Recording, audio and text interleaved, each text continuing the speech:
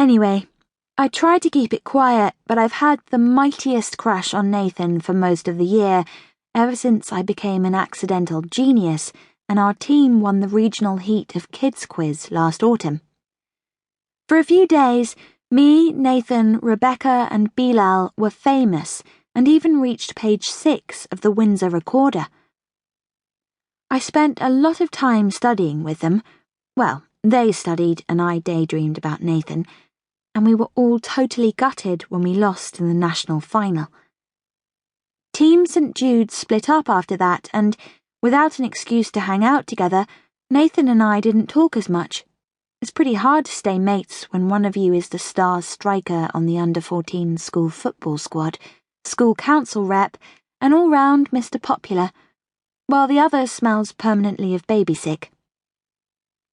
So I went back to mostly staring at him across the classroom and daydreaming, which is why I couldn't stop grinning when he walked over to where I was sitting with Molly and Shanice, and also why I pretended it was no big deal.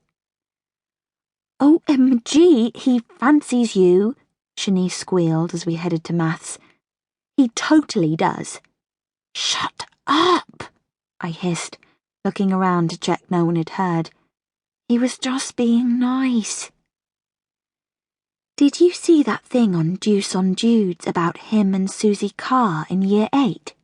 Molly said, her eyes widening. "It said they went to see Zombie Prom 2 together."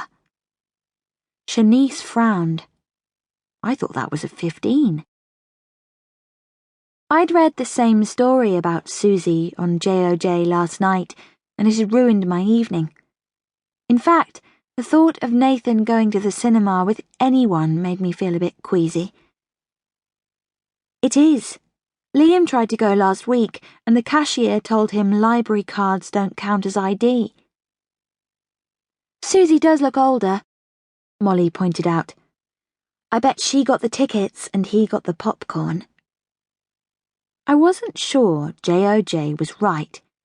Nathan might be the nearest thing Year 7 has to a superstar, but he's still a year younger than Susie Carr. She's really pretty, too. There must be loads of boys dying to take her to see zombies in frocks. At least I hoped there were. "It doesn't matter anyway," I insisted in a low voice, as we filed into the classroom for a whole hour of Mr. Peterson droning on about number sequences and equations. "He doesn't fancy me, and I don't fancy him. We're just two people who used to be on a quiz team together." Shanice and Molly exchanged a look. "Uh-huh," Shanice said, grinning. "Like Molly doesn't fancy Liam." Now it was Molly's turn to go pink. I don't know why she was embarrassed.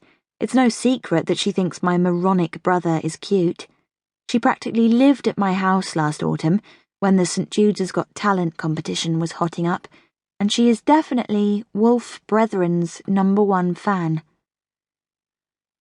"Liam and I respect each other as artists," she said haughtily. "We'd never let our relationship get in the way of the music." I rolled my